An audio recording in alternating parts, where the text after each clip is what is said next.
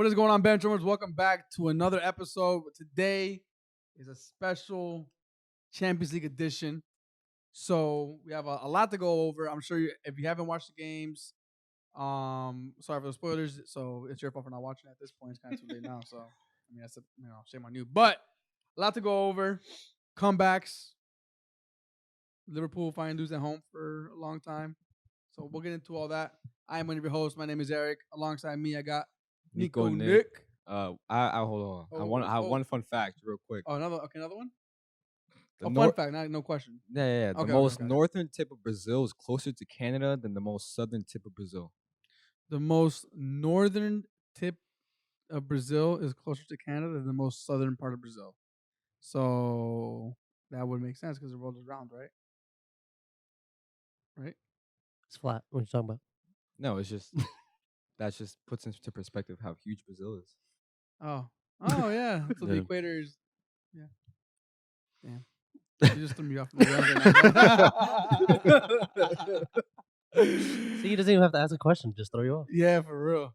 Good shit. I never even thought about the southern tip of Brazil even being close to Canada at all. I'm pretty sure it is. What? No, that's the New York West side. Never mind.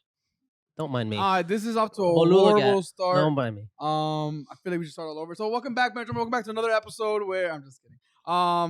Behind the camera, we have Marco. He's currently doing all production work back there. So we have a nice, smooth episode for you. So before we get into the action today, as always, please give us a like, a subscribe. All that definitely goes a long way. If you want to come share your voice, we have a spot for you here on the bench. And Marco's doing jazz hands. Jazz hands. Oh, yes. Oh, he didn't get food. We were still going to get him, but then he went cry. Damn. Well, I thought Marco was picking it up because, Damn. We got here before him, but 100 subscribers. Thanks. Big 100 100 subscribers to the podcast. Thank you for the support and everything. It definitely goes really, really appreciated.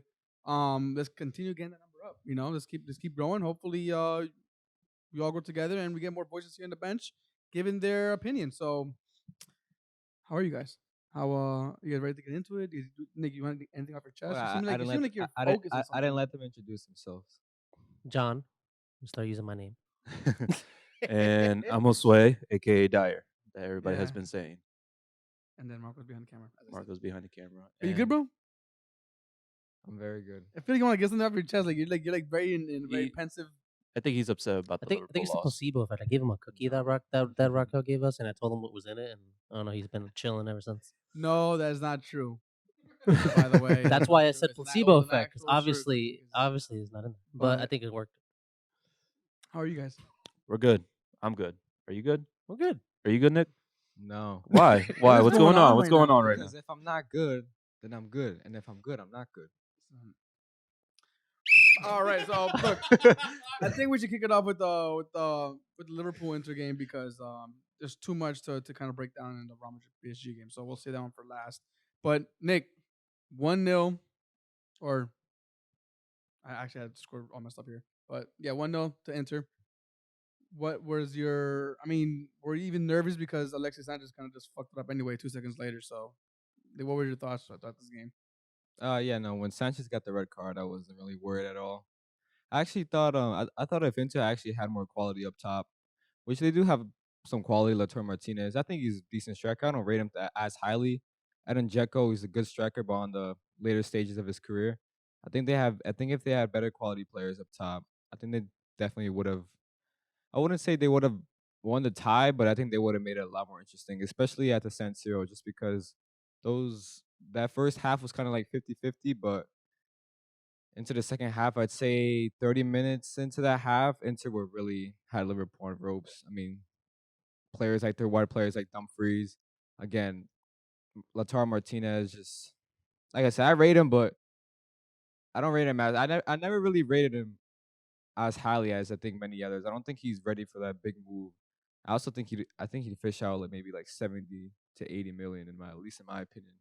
But hey, overall on the tie, I was kind of confident going into the tie, but on this Anfield game, when Martinez scored, I was definitely like, shit. I let it go flashbacks, but Alexis Sanchez definitely ruined that with his red card. People were saying that it was kind of harsh. I didn't see it, but I don't know. What was it? Just It was like studs on. I believe it was like Fabinho's leg. nah. I mean, I don't know. It wasn't like that harsh. It was a 50-50. Yeah, I couldn't really care if it was a red card or not, to be honest. But yeah, I wasn't really worried after he got the red card. But yeah, my main point was just if Inter had a better quality up top, they definitely would have done something more with this tie. I have a well. I was thinking about Liverpool the other day. I'm like, I feel that team is so stacked, but there are a lot of players on that team who I think are underrated. And I wanted to kind of ask you before I follow up with that with another question. How do you rate Origi on that team? On Liverpool's team, solely on Liverpool's team, I think he's a weird player just because when he starts getting like he's just a like Oxlade Chamberlain is a rhythm player, but like Origi's almost like not a rhythm player where he can just get a cold appearance. Like he did at AC Milan at home this year in the group stage. He played it really well. He covers on Wolves away, scores a last minute winner. But if I look at him as a footballer in whole, I think he's a pretty good striker. He's first of all he's physical. He's very tall. He's a really good striker of the ball, and he comes up big in clutch moments. I think he's really I think like 2 years ago he clocked the most speed in the Champions League. It was ridiculous. But yeah, I think a team like Wolves would suit him. I think Raul Jimenez, as good as he is, I think he's unfortunately ever since he got like that head injury, I don't think he's been the kind of the same. I think he'd be perfect for them, especially because Wolves has never had really a striker. Oh, actually they have Hwang Hee-chan, but I think he suits another PL team like Crystal Palace, West Ham to really challenge Antonio, just because they never really had a striker to challenge Antonio. But yeah, Origi, if he goes somewhere else, I guarantee you he's gonna bag like 10 league goals. Oh, So do you think he's leaving Liverpool?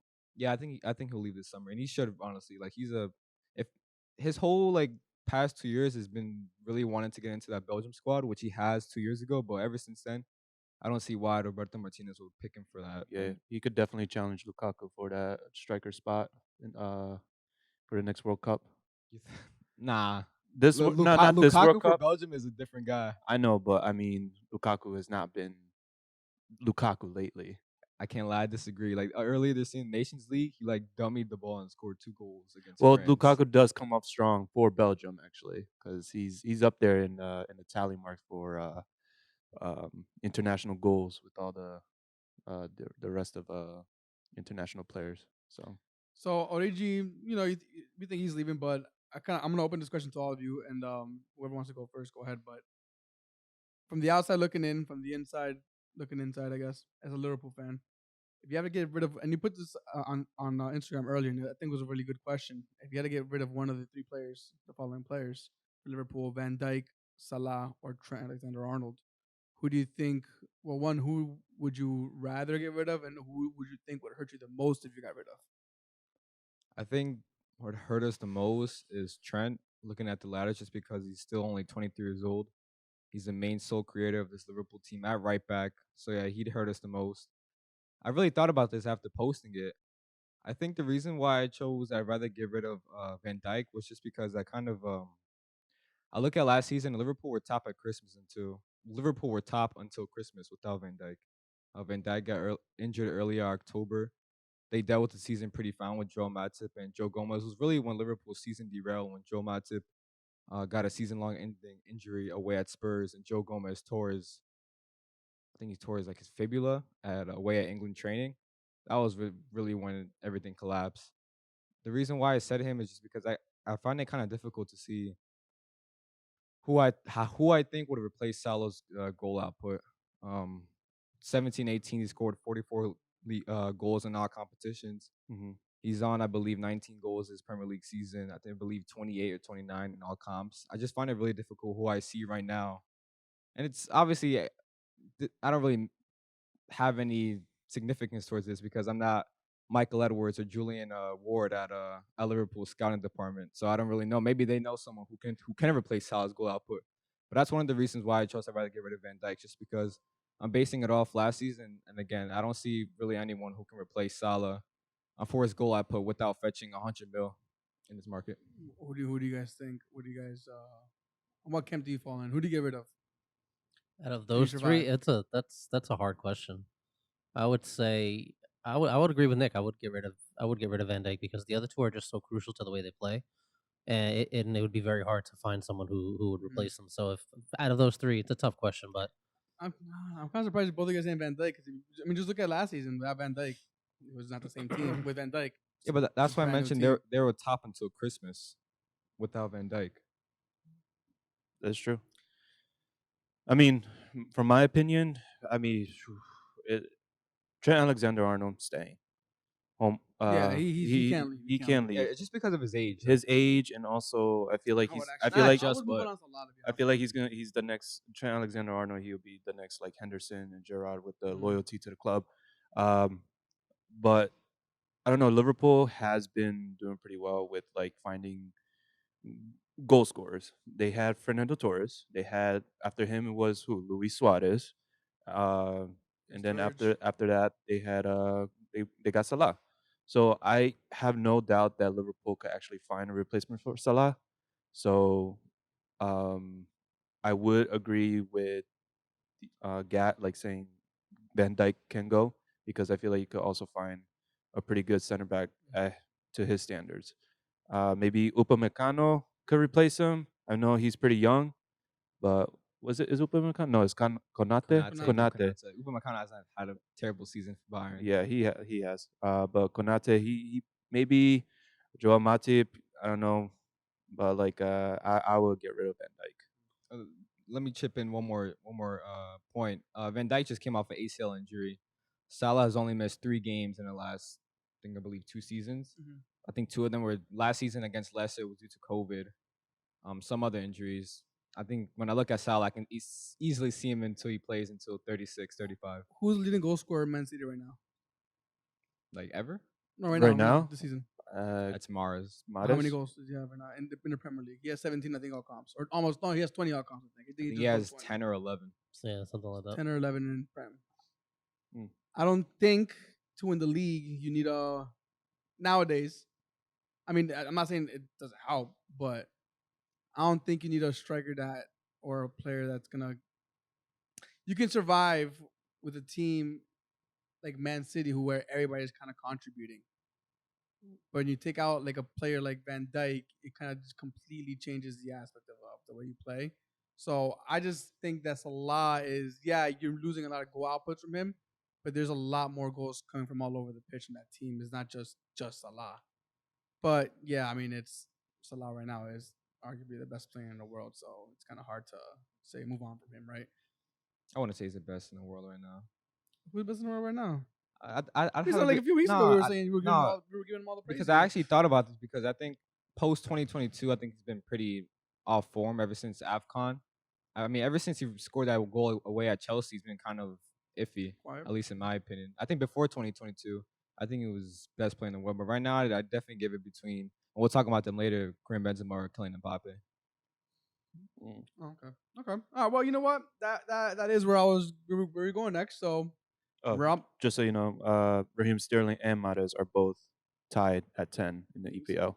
So you know that's just kind of like what I'm trying to say is, and at that point, like they don't have a striker, they don't have a guy bagging them 20 goals, but they're getting goals from all over the pitch. Yep. So De Bruyne's one behind. exactly, you goals. know. So when I look at Liverpool, if you take Van Dijk out, we saw it. We literally saw what happened to them. Mhm. But yeah, I mean, to the next point, you guys did do good without him as well. But you know, obviously that's not happening. At least we don't think it's happening. If it does happen, holy shit, that's gonna be a blockbuster move this summer. But let's move on to the next game where Johnny Gomez, if you're listening out there, Skate Bayless. I guess to all Real Madrid fans, we should be thanking him right now because he jinxed it. And Real Madrid with an amazing comeback, and it looks like PSG. I'm gonna kind of change the words a little bit, but it's the history of the PSG, if you know where that's coming from. Choking You should know. in knockout round. Okay, but yeah, PSG this week, last year actually, no, not last year, 5 years ago was it? I guess Barcelona. La Remontada, the most rigged fixture of all time. That was most rigged. But 5 years ago, this week is when PSG let Barcelona come back and knock them out of the Champions League, and now Real Madrid got their turn. 3-1 to is it Los Colchoneros, right? No, Isn't that That's like a nickname? Atletico. Atletico Madrid, right? And what's the other one?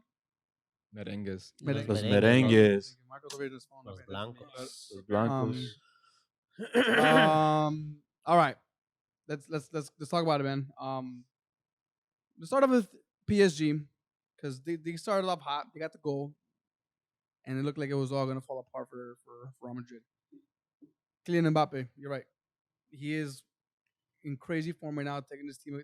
He took Real Madrid apart. Kind of a hot fouled them. I thought it was hilarious. He was apologizing to them, like, "Yo, I'm sorry. Next season, I know you're gonna be with us over here." Kind of hot trash, but did you guys expect this at all? Did this kind of collapse from PSG going into the second half after that opening goal? No. Hell no. That kind of collapse? Hell no. No. Definitely not. When you You go. Rock, paper? No, you go. You go. when you go up against a team like Real Madrid, you're already winning. You must do whatever you can to keep it that way. I don't care if it's a boring game. You're already winning. You need to secure that lead. You need to do whatever it takes. You park the bus. That's all you have to do. It doesn't matter if it was a boring game. You get through. So that was just ridiculous. You compared it earlier to how Man United came out in the second half. Yeah, they were channeling their inner United. They were in shambles. Like they just Marquinhos was channeling his inner Maguire. He was just making mistakes all over the place. It was crazy. It was flashbacks of a couple days ago. They were bad. No, I mean, I expected Madrid to have some sort of comeback, maybe to take it into extra time, but to have 2 goals in quick succession, no. For PSG to fall out the way they did, no. For Modric to clown them in the midfield, no. Especially after how they started off with the game, they came off strong. They came to the Bernabeu, with a mind that we need to win, we need to conquer, we can do this. But as the second half started, that mindset was left in the locker room. They came in with like I have no idea, and Madrid just came out strong. Mistakes were being made by PSG, and Madrid took advantage of that. And Benzema won the game with a hat trick. I don't know what Donnarumma was thinking for that first goal. Oh, so I didn't see much of the game, And I was saw upset because I love Donnarumma. So, for real, I mean, he's a great keeper, but I didn't see much of the game. I did see that part, however. Like I was watching on my phone and it kept lagging in and out, so I literally missed the last 3 goals. I just saw the Call Costco. Huh? Call Costco. Better Wi-Fi. I was on the road, bro. I was on the road. So I need better fucking phone service than I need. But nah, man. So I couldn't watch the game. Nick, you watched the entire game. You said, what do you think it is? A mental collapse from the team? And obviously it was. But I mean, Poch has got to take some of the blame here for not at least kind of taking control of the game or doing something to kind of, slow it down. I like how you mentioned the controlled game because it really stemmed off when he subbed off Paredes, their DM. So I believe they played midfield 3 of Marco Verratti, Paredes, and Danilo Pereira. And Paredes, he's pretty decent. He's very good at controlling the ball, controlling the tempo. As soon as he took him off, you see like on SofaScore or FootMob, Benzema scored 2 goals. And I find it kind of like we kind of put these top class managers at like ahead of like atmospheres or stratospheres and whatnot. But like I feel like at least in my opinion, if you're trying to like see out a game, I think keeping on a controller who can keep the ball well, I think that's better than bringing on a really break up play, kind of box to box, really maybe like a profile of content, which Idrissa Gana Gueye is. He's gonna come onto the pitch. He's not the best with the ball at his feet, but what he does the best is breaking up play. When you're leading 1-0, there's no need to break a play at all. What you need is to control the ball and really control the state of the game. And that's really where Poch, I think, kind of lost the game. Obviously, on the players, like you also mentioned mentality. Like, dude, those players like Marco Verratti, obviously Neymar, Messi, and Mbappe. Like, this is just a huge mentality issue at PSG, and there's always has been a mentality issue. I think this game they probably actually. I was gonna say they walked in thinking that they're gonna win, but you would hope not, just because of the collapses they've had the past recent years against Barca, Man United, so many other teams. You know what I mean? But yeah, on this game, it was just such a weird game. Like I didn't expect it.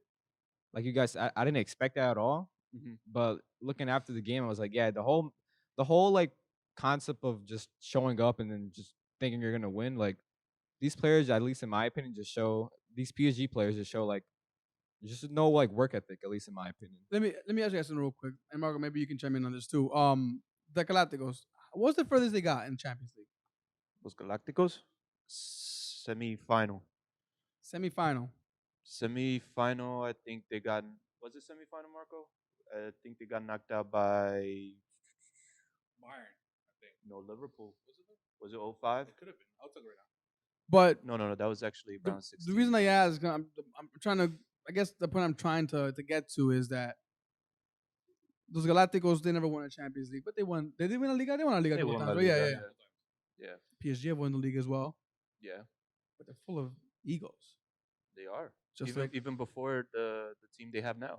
Yeah, no, you're right, 100%. But you just kept adding fuel to the flame. You added Sergio Ramos. What's he fighting for? He's not playing, of course. You added Messi. What's he fighting for? You added Neymar. He's just living life out there. I mean, I don't blame him. He's getting paid good money, playing football, and living his dream. I mean, whatever. But you're not going to win a Champions League with that team. The only one fighting is the one who we keep mentioning, who kept standing out, Mbappe. So I think is it safe to say that the fanciest toys obviously aren't going to get you Champions League? Do we start to teams going forward start building from the ground up, kind of like from the academy? Is that what you Not- guys think the general consensus is kind of getting to? Yes, but it's also more just the overall chemistry. Whether it's guys from the academy, you can buy all the players you want as long as the players you're buying mesh well with each other. Because especially with today's performance, they weren't playing as a team. They were playing. There was just a whole bunch of It was 11 individuals against Real Madrid. So whether it's academy or elsewhere, you got to find the right team that actually meshes well together. Good point. Yeah. I would like to mention not just academy teams, but how Liverpool did it with Klopp. They looked at the smaller teams. Where do you think Firmino came from? Hoffenheim. Where do you think Mane came from? Southampton. Salah came from Roma. All these big names now at Liverpool, they were smaller names before that. Mm-hmm. So you have to look at the quality that they could bring to the team, the Yeah. passion that they could bring to the team. That's how Liverpool made it to a Champions League final against Madrid, which they lost. A la Madrid, by the way, and winning against Spurs. Goddamn Spurs. But and also you have to find a coach that could bring him that. Pochettino, he is a great coach, but with that much ego on that team, with that much talent, with that much, I guess, class, I don't think he can handle that. I just don't think so. I think he will work better with players that that are not there for the check. They're there for the passion and wanting to move forward in It sounds football. like Poch is a great coach for a team that hasn't won anything and they're fighting together for something. Kind of like Tottenham. He won. But He, yeah, he won the Audi Cup. Okay, he won the Audi Cup. Still a trophy. Still silverware. sorry. Just Kind of. I had to get a little dig in there. I can't resist. But You but know but what? what's up? Go on. No, I was gonna go to Benzema. Oh. So you had to make a point. Yeah. What's funny though, because like PSG have obviously loads of funds and whatnot, but I just feel like they're like such in a tricky situation just because Ramos obviously he isn't gonna play much. Like the guy's injury prone. He's 35. I don't blame him, right? Messi and Neymar are just passengers at this time. They're gonna lose Mbappe on a free to Real Madrid next season. Their midfield doesn't look any better with Marco Verratti missing 80% of Champions League games. Gini Wijnaldum has been very poor this season. Danilo Pereira has been just an average player. Paredes is decent. I think this summer is gonna have to be a big window. Now, whether it's a window where they splash out tons of money on uses profiles on players, or they actually spend out smart money where they actually identify the right players and spend the right cash on players who can actually come in and do a job. Because right now, like looking at their future state of the team, it does not look good. Like Di Maria, he's on a as much as I rate him, he's also on the other side of his career. Three out of those four players, well, basically 4 out of those 4 players are basically not really in the future plan because Mbappe is leaving on the free. So PSG, they're in a tricky situation right now. Yeah, I feel like it's time to stop for PSG to look at these players with really good resumes and track records of. I think it's time for them to start looking at players who could get them there much faster than these high end players. They came close against Bayern without Messi, um, but they're not going to get any closer if they keep doing this. It's going to be a whole cycle and repetitive. It has to stop. I think we said in the very very beginning that with the transfer window that they had with the signing of Messi, Ramos, Wijnaldum, Donnarumma, like all these players who came in, we were like, okay, this is and not letting Mbappe go for the crazy amounts of money they were asking for. That was literally them going the chips all in at the poker table right now. And we said if this doesn't work out for them, it's a flop. It's a fucking flop, PSG. You guys spend all that money. Well, of course, a lot of free transfers in there, but as far as Messi goes, as far as Neymar goes, it's been a flop investment for you guys. So, Yep. Remember that point where I brought up complacency with Chelsea, like you know what I mean? PSG, like, as much as I rate League on outside of, like, there's so many League on talents. You have Lille, Nice, countless, right? They have nothing to play for the rest of the season. So basically, they're pretty much putting all their eggs into 13 games in one season because 6 games in the knockouts and 7 games if they make the final, right? Yeah. They're putting every single one of those transfers that they made, Messi, Donnarumma, Wijnaldum, Sergio Ramos, into 13 games. All those games prior to that one Champions League knockout game, and maybe once the round of 16 first leg game starts, like those games in between, like they don't mean shit. There's no way to build rhythm. They go into their cold mentality, just gone. It's just like, correct me if I'm wrong. I mean, when Neymar and Messi, MSN at Barcelona, when that was dominant, that's when La Liga was pretty much dominant across Europe, right? Yeah, I mean, Madrid was a strong team. Atletico, Yeah, Sevilla, Valencia were still good. They were dominating European competition. They went to a league that doesn't dominate in European. They went to, like you said, they're passengers right now. They're just cruising along. They don't have that competitive. Not saying that they don't have that competitive fight in them, but if it's not driven into you, if it's not coming out of you week in, week out, you can't just muster that up in one game and then expect to go full out against, like Benzema said, a team that has a strong mentality, especially in Champions League. So with that, I want to take it to Benzema and how. I mean, Gat, you said earlier in the chat, he's levels above everybody else. He is so clear. It's amazing. There's just no way he's not. He's so goated. He's so fun to watch. It's crazy. And the fact that this is post Ronaldo at Madrid, and we see him flourishing the way that he's doing, it's just amazing to watch. How old is Benzema? He's in his 30s. I think he's 34. 32. 32?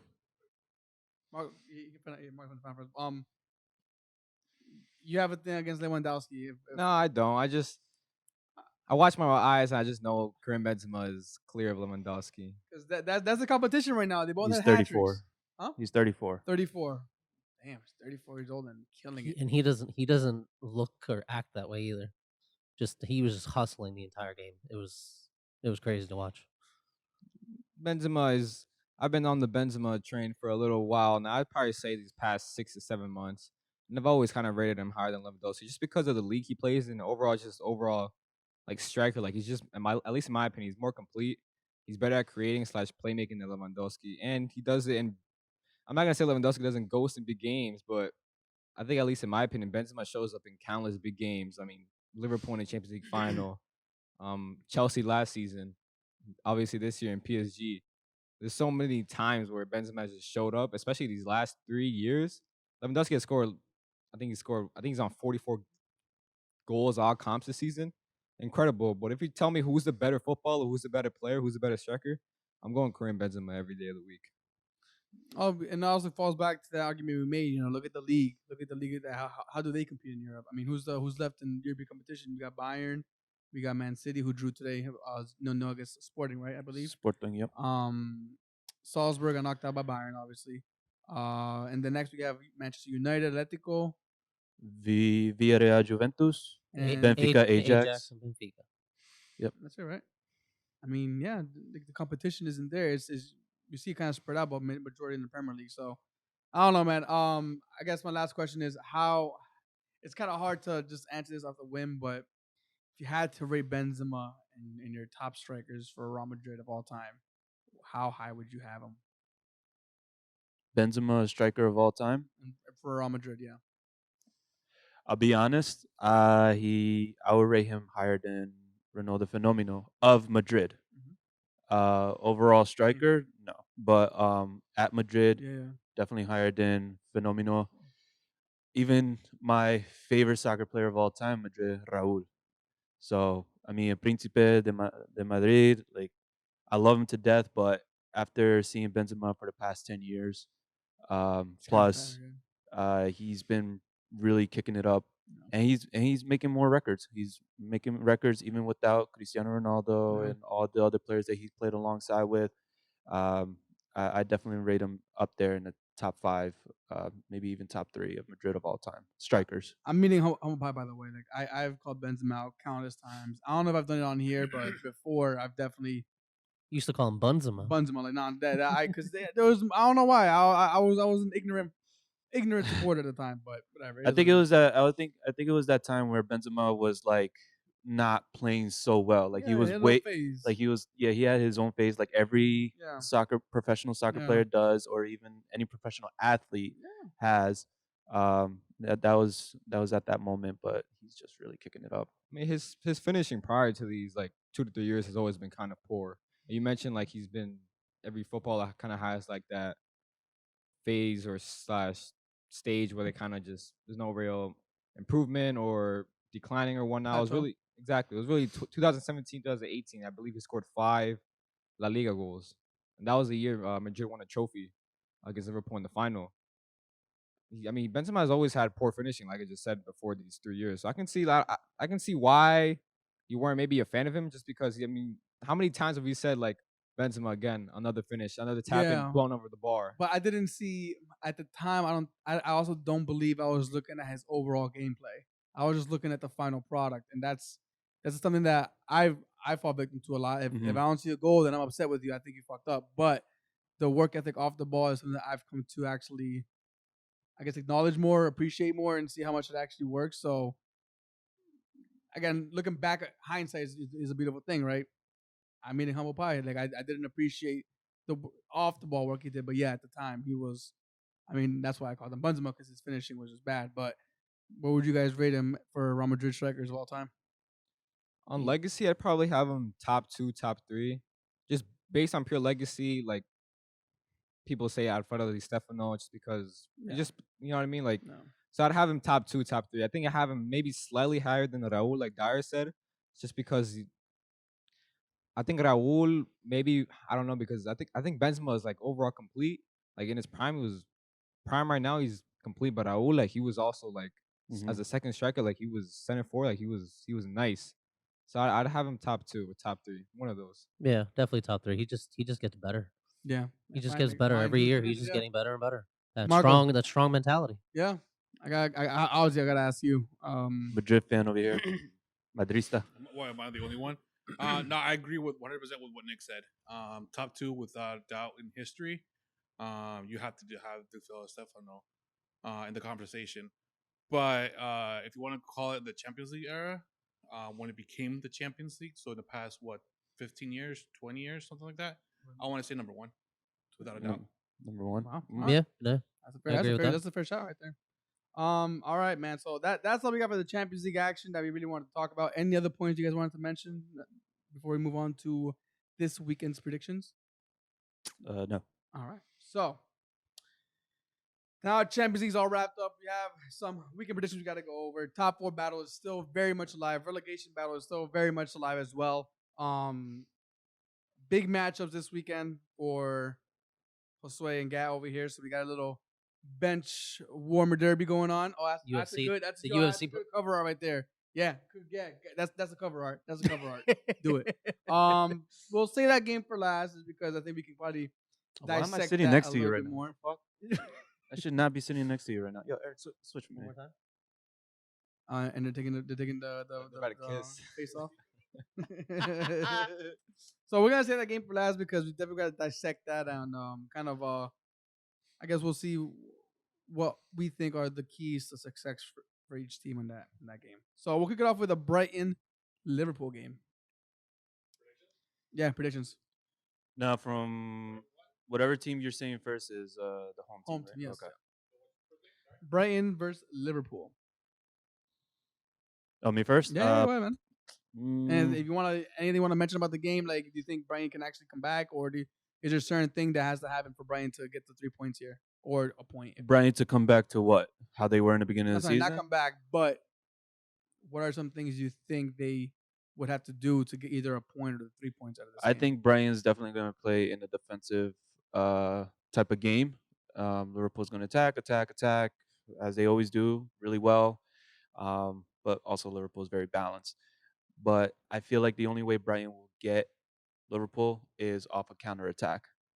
If they could do like a 1-2 type of play, maybe, but I don't see it happening. I think Liverpool is going to get 3 points here, 2-1. 2-1. All right. I agree with everything that you said. Liverpool's going to play a high line, Yeah. so Brighton just need to focus on being in the moment. Looking up at all times, just trying to see who is making that run. It's. I think this is going to be an entertaining game. It's first game, early kickoff. Well, early for us. Lunchtime over there. I think it's going to be good. 1-1. Oh, going with the draw. Oh, damn. Caught me off guard there. Okay, Nick. I'd go Liverpool 1-0. Nothing on that? When No, would just when would the Liverpool. 1-0 I've been happen? saying it all this entire season. You don't sleep on Brighton. No, we Scrappy could 1-0. sleep on Brighton. They No, were you can Don't sleep on No, Brighton. don't You could sleep on sleep them. on No, Brighton. don't sleep on them. why? They'll They were top 4 they'll have a first. good fight, They were like top 4, top 6 team. Everybody was like, "Holy shit, Brighton! They're looking like a really good team. They could probably finish top 7." Look where they at. They're like 13, 14 right now. So you Don't- could don't sleep definitely on sleep Brighton. on them. Don't sleep on But Guys, they're gonna draw 1-1, and Gas gonna be. I told you so. Don't I sleep- told you so. Don't sleep on Brighton. That's all I'm gonna say. I'm going to go 2-0. 2. 2-0? Oh, I'm going to go 2-0 as well. All right. A Brentford versus Burnley. Brentford are somewhat safe. I think they're like either 4 or 5 points clear of relegation at the moment. You can correct me if I'm wrong. But Brentford are playing against Burnley at home, who are in the relegation battle very much so. Do Burnley have what it takes to continue their strong push out of the relegation? And will Brentford can fall back more? If Brentford could have 2 penalties again, maybe. But I mean, first of all, for Brentford, me being a Christian Eriksen fan, him playing a full 90 minutes against Norwich City, that was phenomenal. Love to see it. So my hats off to Christian Eriksen because I love that guy. But I'm gonna go Brentford with the 3-1 victory. Okay. Okay. So Brentford are 6 points clear. Okay. They're on 27, and Burnley in 18th place on 21. We're at that point of the season where, especially for Burnley, every point matters. So yes, they're gonna low block, but they're gonna give it their all from here on out. I say Burnley takes it 2-1. No. Damn. No, boring no. game. I'm gonna give it a 1-1. Throw a boring game as well. And Marco says 2-1. Next we got Everton versus Wolves. Wolves, I mean, they can still make a push to top 4. Not saying that they're out of the race quite yet. But they have, dropped a few games this past I think 2 game weeks against us and Crystal Palace, I believe it was. So Everton fighting for their dear life right now. Is this where we start seeing some signs of life from them, or are Wolves going to continue putting that nail in that coffin? This one's a tough one to call, only Yeah. because Everton they have a squad. They have They good do. They players. have good players. They have decent players, but those players are not showing their true potential of what they could provide for the team. Wolves, on the other hand, they have shown that they could be one of the most annoying teams in the Premier League right now. So they could definitely beat Everton at Goodison Park. So, but signs of light, maybe like a little spark. But I'm gonna say it's gonna be a draw at 0-0. Okay. Everton tax 2-0 Wolves. 2-1 Wolves. I actually go with 2-1 Wolves as well. I don't know if you heard us, Marco. Yeah, Nick said 2-1, I said 2-1, and God said 2-0. And All then- Wolves, and I'm the only Yeah. one who chose a draw. And I don't know what you're choosing. 0-0. Okay. All right. Chelsea versus Newcastle. I threw this game in here. Chelsea are still not. I mean, look, they're top four. We have to definitely acknowledge the great work they've done this season as well. So they're facing a team that is on the up and up. They're pretty safe from relegation, I believe. They're like 8 points, 9 points, 10 points, something like that. They are 7 points. Okay, I was off. But 7 points clear of relegation right now. But they're looking pretty confident right now. They lost Trippier, of course, but they still got some good recruitment this past winter. So, how do you think that this is where Newcastle show their true potential, or is it still a long way to go for that to happen? Still a long way to go, but they have been doing really well. I can't remember the last time they lost a game. They've been winning or tying. Yeah, so they have been doing pretty well. Also, Trippier has been playing. He's back? No, has been playing when they were doing well. Okay. Um, I thought he broke his foot. I was like, damn. No. What did he put? Some Bengay? No. So they're playing at home, right? Newcastle Chelsea. at Chelsea. Every time I think of Newcastle facing at Stamford Bridge, I always look back at Papi Cissé golazo. But I think Chelsea will take this one at 1-0. Okay. 1-1. Damn, you gave some boring ass results this game week. Okay. Darren mentioned Newcastle's midfield today is doing pretty well. Jonjo Shelvey, Drellington. He's changed. Yeah, he has changed into like a more like just advanced crazy 8 right now. Yeah. But Yo, Yeah, word. I think if Bruno Guimaraes does get introduced into this game, I think it'd be a perfect game to introduce him in. Against one of the best teams in the world in Chelsea, just really throw him into the deep end, just see what he can do. Because at Lyon, I mean, he's a pretty good box-to-box player. He can actually break up play. I think this is the game where Chelsea drop points. So I'm gonna go 1-1. Okay. At the bridge, 1-0. Chelsea. 2-2. Okay. Arsenal Leicester. Arsenal very much in the top 4 battle. I do want to say there was I always take these stats with a grain of salt just because you can always break up the last 5 games, the last 3 games to however you want to suit your statistics. But the one that has been making the rounds, at least on the Arsenal side, that obviously you know that I'm very much too much emotionally involved in, which is a bad thing. But in the last 10 games, Arsenal are actually one of the most informed teams across Europe. So that's actually something good to see. On the sad note for Leicester, no Vardy for the weekend.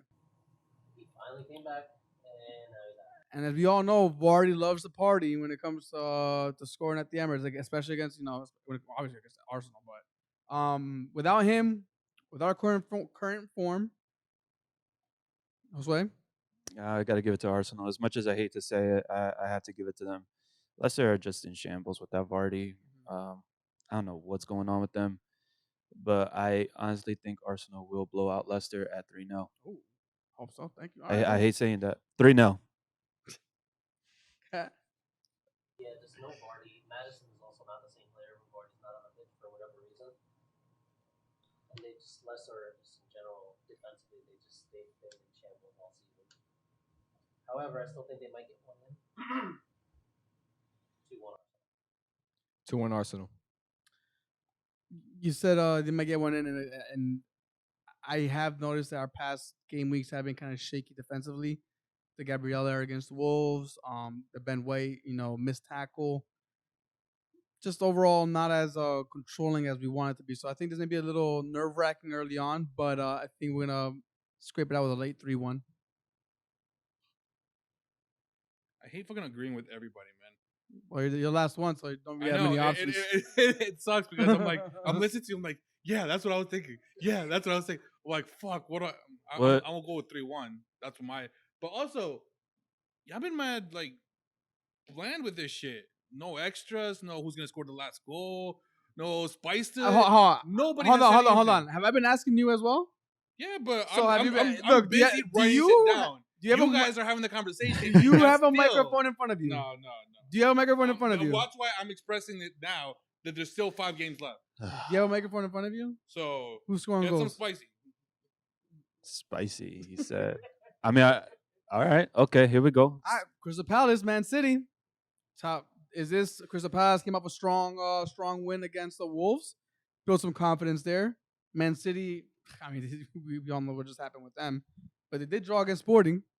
So Well, I mean, they were. Yeah, they were laying back. Yeah, they actually did. They did. Yeah, they're right back. Yeah. Mm-hmm.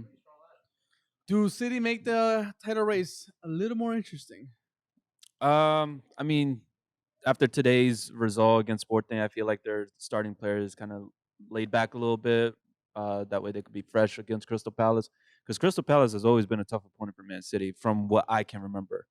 But and they're, I'm gonna go with the draw, 2-2. I think Man City would be losing 2-1. This is what you want, right, Marco? Would be losing 2-1, and in the dying minutes, I don't know who's gonna score. I'm gonna just give it out there. Raheem Sterling is gonna score the tying goal for Okay. them to get a point. Okay.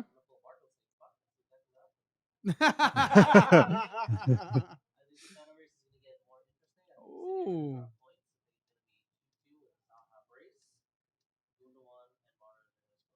I feel like I know what Nick is gonna say, and I think I know why he's gonna say it. But Nick, I'm gonna let you give your prediction first.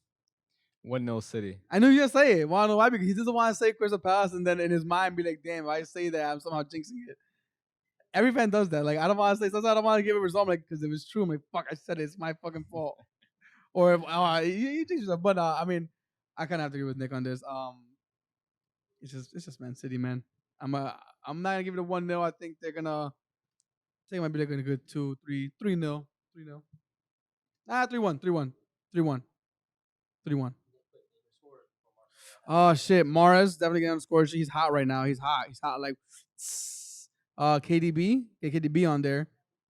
He's as hot as his cheeks are red. Fuck it, just say Ederson. It's gonna be windy that day. It's gonna Ederson, pull a Tim Ederson Howard. from goal to goal. Tim Howard style. You feel me? Marco? Oh, and Crystal Palace. Zaha. Yeah, whatever. Who cares? All right, 4-0, a hat trick from Mahrez. What? Damn. So who's other goal? Whoever. Own goal. Voted. Yeah, own goal. There you go. Watch my prediction be on point. Tim Howard, fucking Ederson just long kicks it across the pitch. Yeah, for real, right? And then we save the best for last. Manchester United at home hosting Tottenham Hotspur.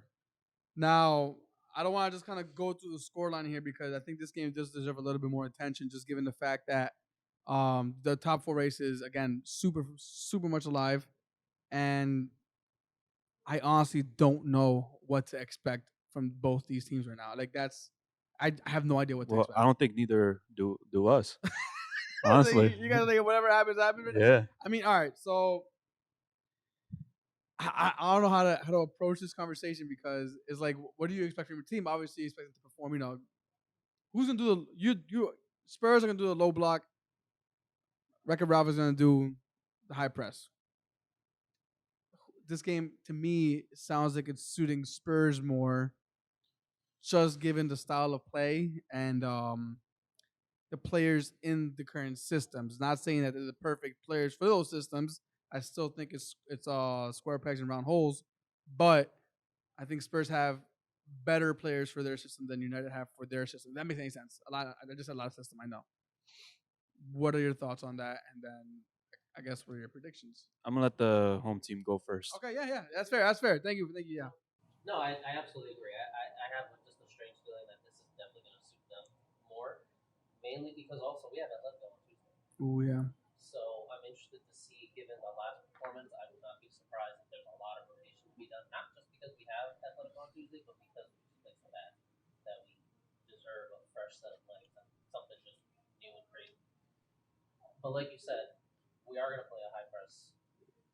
We are going to try to do a fair amount of attacking. Spurs have been doing well lately against those high press and high lines. They can't do it against a team that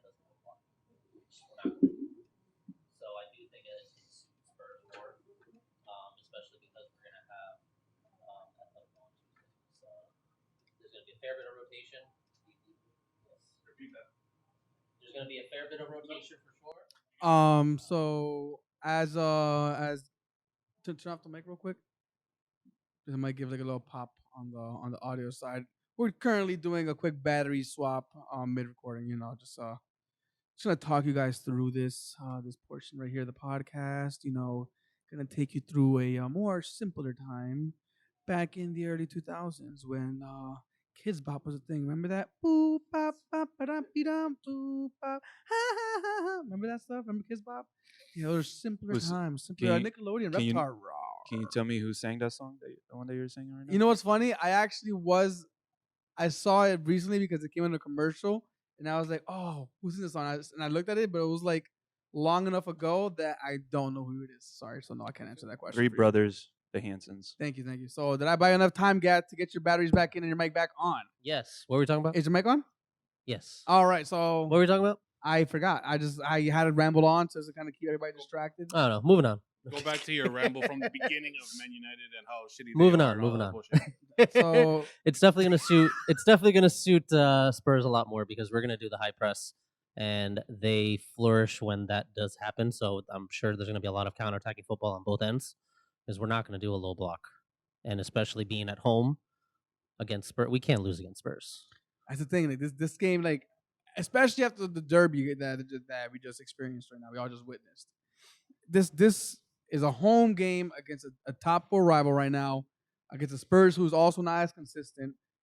This has to be a win for you guys. But It I has just to be a can't- win, but I'm a little nervous because we definitely need some rotation because we just were shambles in the last game. We have Atletico coming up on Tuesday, so we need to make sure we have a strong lineup going into that game because the game is gonna be decided on the leg is gonna be decided on Tuesday. So I honestly don't know what to expect. It's definitely suited more towards Spurs.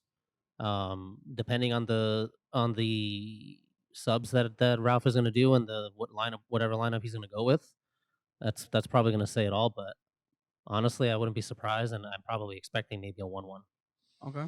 Is that the hope for you saying a 1-1? Oh no, the hopeful me, of course, is going to want to say 10-0 United, but Oh no. So look, the reason I ask it is because whenever I'm hopeful, I give a draw. In the back of my mind, I'm expecting a loss sometimes. So when I give a draw, it's more like I don't want to say I'm lose. I'm saying no, I'm saying it more. I'm trying to be somewhat realistic because I think for us, even though it is against Spurs, I still think we need to make sure that we go in guns blazing against Atletico. So Follow up question: does Ronaldo start or is he on the team? Because rumor has it. he's in Portugal, He was having in relaxing. Portugal with his hip flexor injury. For anybody who's listening, air quotes. I don't think he starts. Is he on the bench? Yeah. Okay. That's why.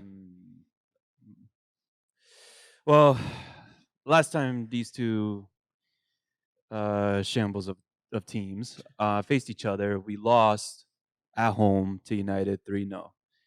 It was a horrendous game to watch. I was pissed off. I was shattered. But I still remember the time when we beat you guys 6-2 at Old Trafford. 6-1? It was 6-1? Oh, okay. Fake ass fan. I gave you too much credit. But we are going into this game. I do see Spurs being the favorite to come out with 3 points. The favorite. However, it is that question that's up in the air, like which Spurs is going to show up. There's a pattern going on. They do well, poorly, well, poorly. Last time they did really well, and that was against Everton, 5-0 on Monday. Are they going to do poorly this time? I just don't know. I think it's going to be the same lineup that Conte has been doing.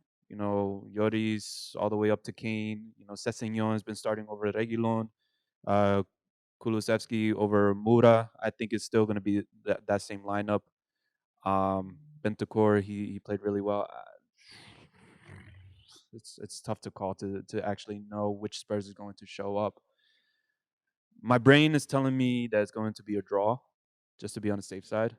But my heart and my gut is saying Spurs are going to win 3-1. Spurs winning 3-1. That's the final vote. You want to go next?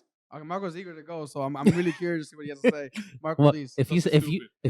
if you say no, Oh my God. after all No. that- So That I was does- laughing because Josue was kept on saying you don't know what Spurs is going to show up. If it's going to be the one that's winning or losing. And as right now, it kind of seems like it's going to be the losing one.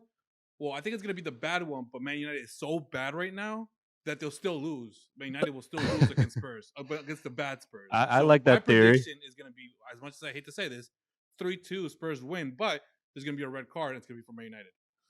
Who would get the red card? That's too much. I can't see that much far into the Okay, future. Maguire. But we'll all give our predictions, and at the very end, I kind of want to hear what you think should be your starting lineup going into this game, because I guess I just want to know if McFred's gonna be in this game, in your opinion. But Nick,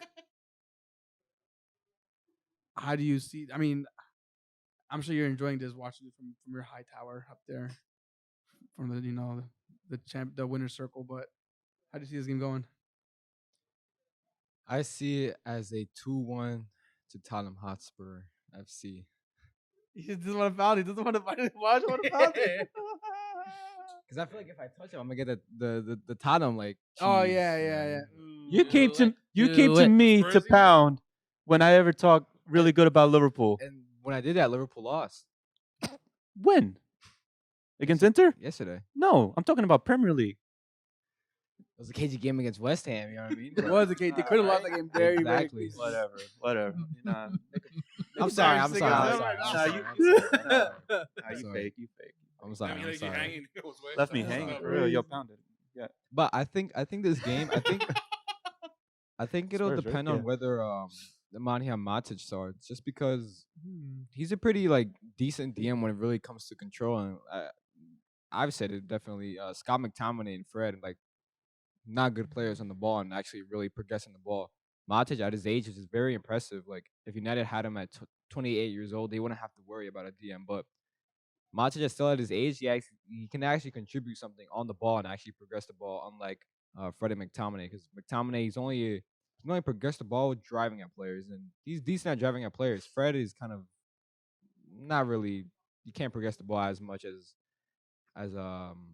McTominay, but both dead on the ball. But yeah, I think this game will be decided in the midfield.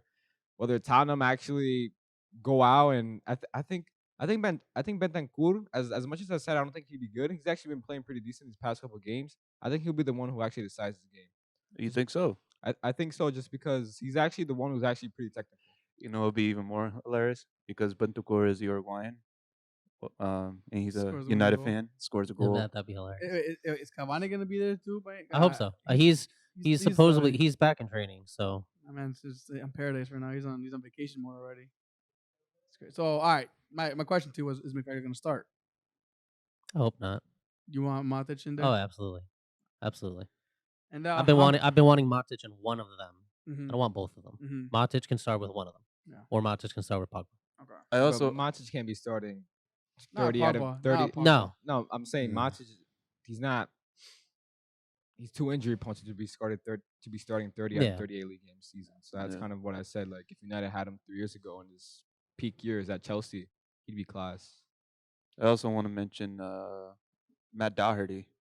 He's he- looked he's better. the been- revival, he's been- revival of It's Doherty. because he's You good actually over? playing the style of football that he has been playing when he was at Wolves swear. as a wingback. When has he looked good? Give me the past couple games he's looked good. Everton. Everton and Leeds. Those are the two games that he started. Leeds tax, Everton tax. that wasn't even I mean, I know they're not big teams. No, they are big teams. But Everton's not a big team. United tax. It bumps up his morale. It bumps up Okay. his It his gives him confidence. momentum. It gives him momentum Okay. to actually do well against bigger teams. That's a fair So- point. That's a fair point. But I just like that's all I want to ask, because the two teams that he did good against is the teams that we know can either just get blown out one day in the current state, or have that game of their life one day. So that's why I'm kind of quite. That's the thing. That's the kind of situation we're seeing right now with this game on both teams. Yeah. So I'm kind of torn. Like, I personally want to draw. Mm-hmm. To me, a draw helps us out way more than either Selfish. one of you getting points. So the selfish in me wants to see a with 2-2 or 1-1. I want Boring some game. goals. No, but I want to see a fun game, but I want to see a draw at the end of the day. But just basing it off of the players and the current systems that they're currently in, I have to give it to Spurs just because I think Harry Kane's gonna have a field day when he's running down the middle of the field towards Maguire. Maguire, he's just not fast enough laterally to cover players. Humane Son's gonna have a field day. So look, this is coming to Saturday, and I'm completely wrong, and Man United just completely dominate, and Ronaldo scores a hat trick, or Bruno scores like fucking 6 goals. Who knows? But just I had to give it to Spurs on this one, man. I had to give it to Spurs. I wanted to too, but I could see it being 3-1. Honestly, I'm gonna give it 3-1 Spurs. But yeah, What about you, Marco? You too. he was Oh, you did 3-1, win. Yeah, you did. Never Yeah. mind. But that is like all I have here. Anything else? Anything more get off our chest? I mean, I'm excited for this game week, bro, because You want my lineup? I'm nervous, man. Oh yeah, well, I just want to make President start. That's pretty much what I was gonna say. But who is your lineup? Does Rashford get into this team right now? Like, Yes. Who?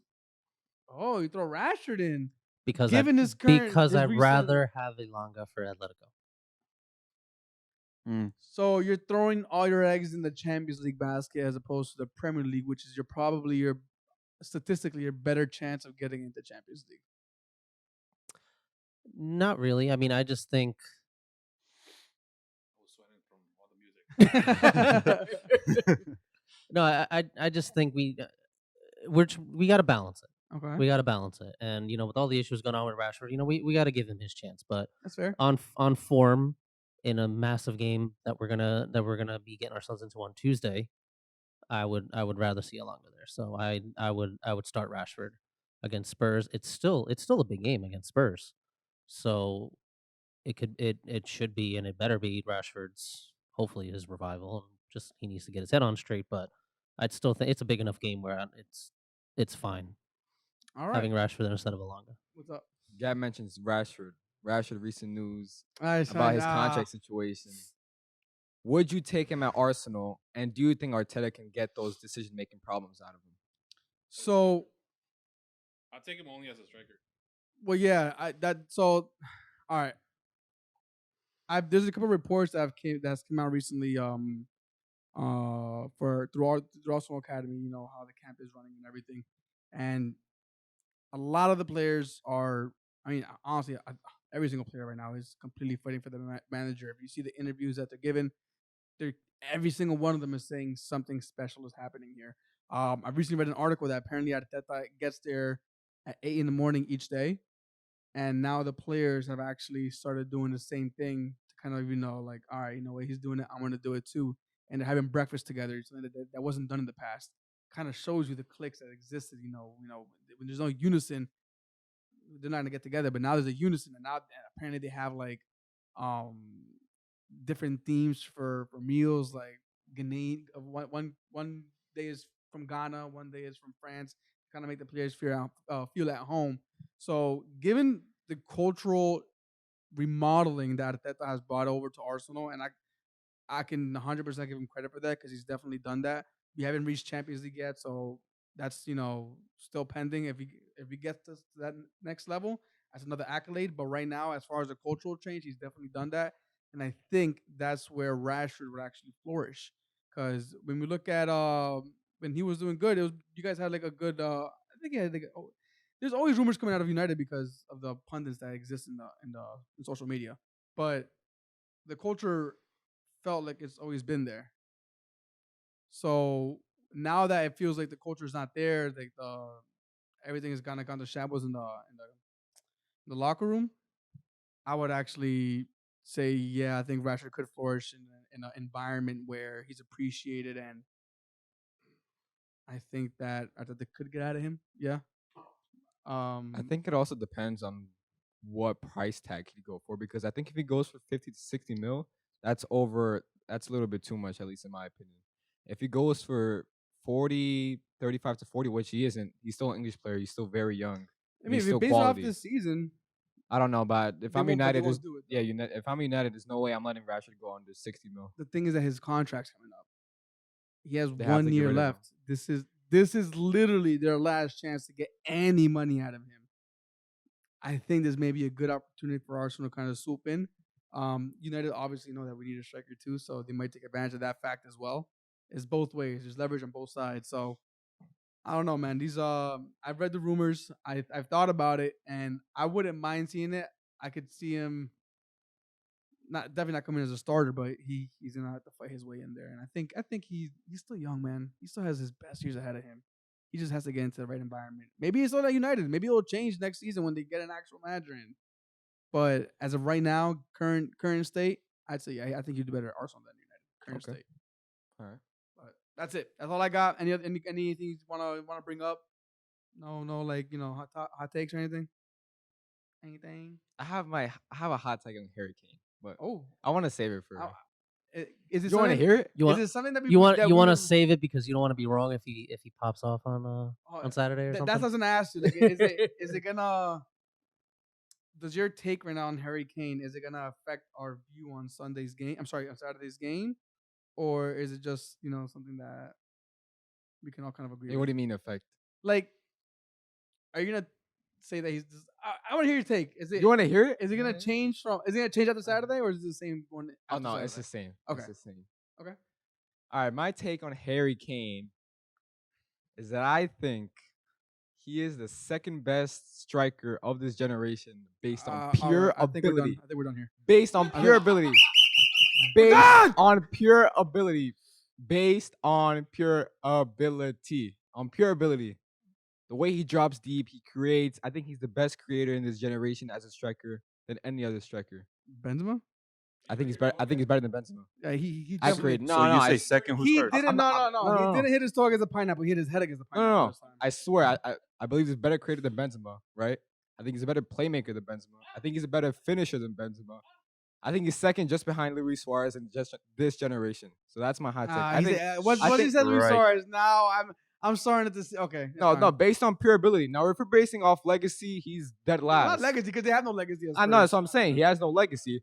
200 something goals for no reason. But if you're telling me That's a stadium. if you're telling me as a footballer as a whole, like I think he's phenomenal. I think he's top 2, top 3 this generation.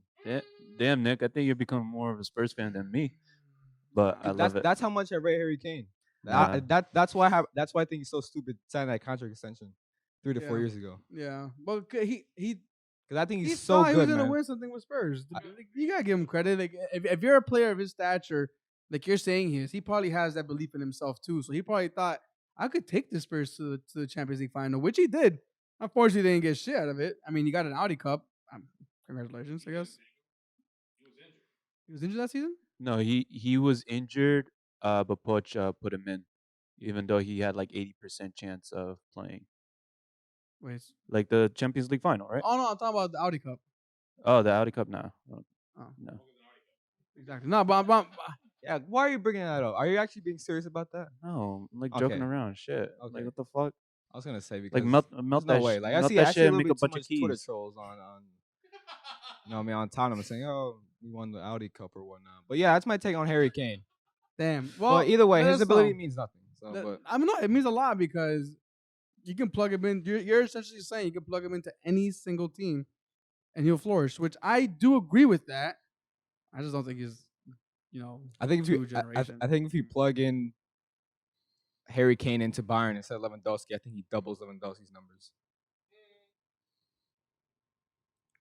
I kind of find it hard to disagree with that, but I still disagree with your prior statement. So That's why I said a pure ability. I still disagree with it. I don't accept it. Who would you say is better? You have to give me time to think about it. I'll give you this generation. So Suarez, Kane, Aguero, Benzema, Lewandowski. I'm pretty sure I'm missing a couple names, but I got to really think about it. Give me a year. Give me a year. so this generation, I'd like 10 say years, usually 10 years, right? I'd say 10 years. So 2011 to now. I really got to think about that because there's some great strikers. I mean, you can when Rooney had a phenomenal year with 2011, 2012, his final years of United, didn't he? You did. Yeah, you So but that was towards the latter parts of his year, so Yeah. you can't really say that this generation. So did. Kane was Nick, I Kane was know. on a come up around that time. I think he was still wearing the number 18 on the back of his shirt. I think we should end the episode here. I can't really give him. Give me time to think about it. Give me. No, but he's not this He's generation. like though. fucking 10 generations. He's like Man's gonna be playing when he.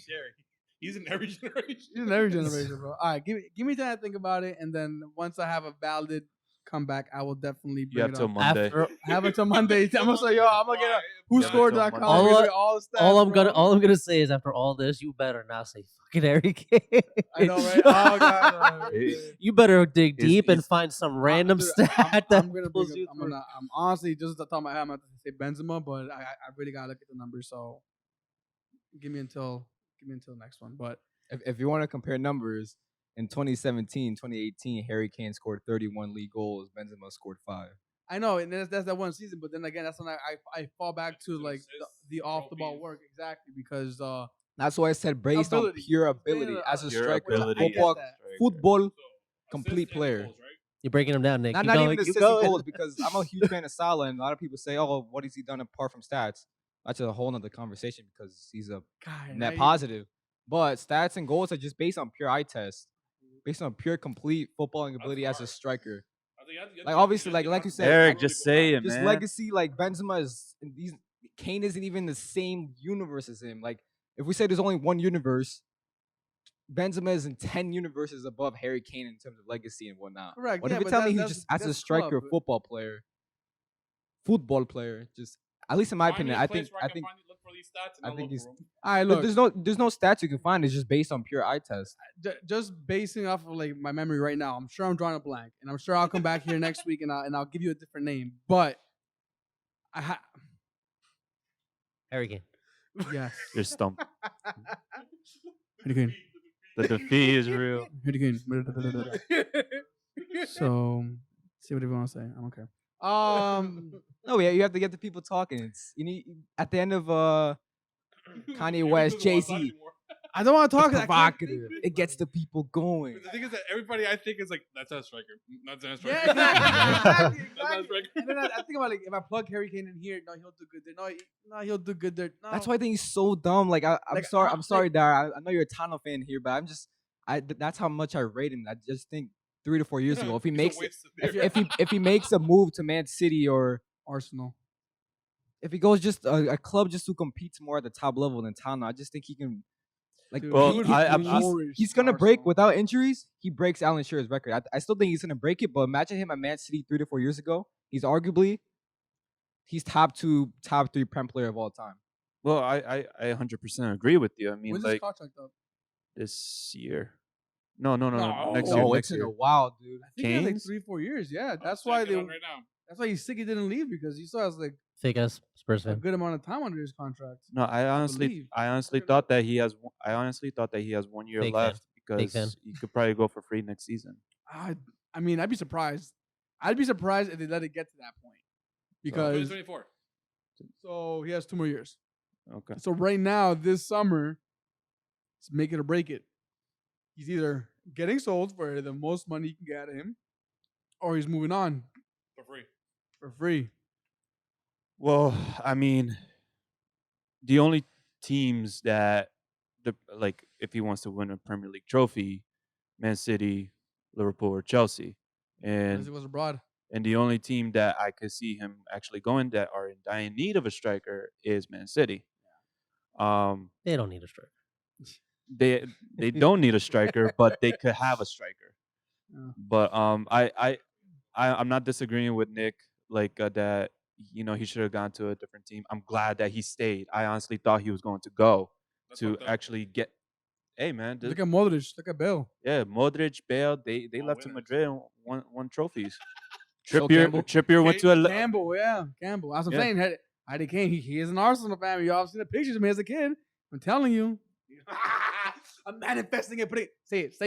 Just say it won't happen. Say it won't happen. Say what? Say Harry Kane won't go to Arsenal. No comprendo. Say it. No. I remember that recording. I heard he's manifesting it. So- that hand that he's hiding, he's giving you the finger. I mean- that's a point that you made, Nick, that I hate to agree with, but I think we'll end it You there, won't. and probably I'm gonna cut it out, post So you edit. won't. You won't. So I think we'll end it there. As always, thank you for listening. Thank you for watching. Please hit the subscribe, the notification bell, like the video, like the post on Instagram, whatever it is that you're currently consuming this content. Please give us a like and leave us a comment. Come share your voice. We appreciate you. We love you. We are the bench with the voice, where the bench is always warm. Peace, everybody.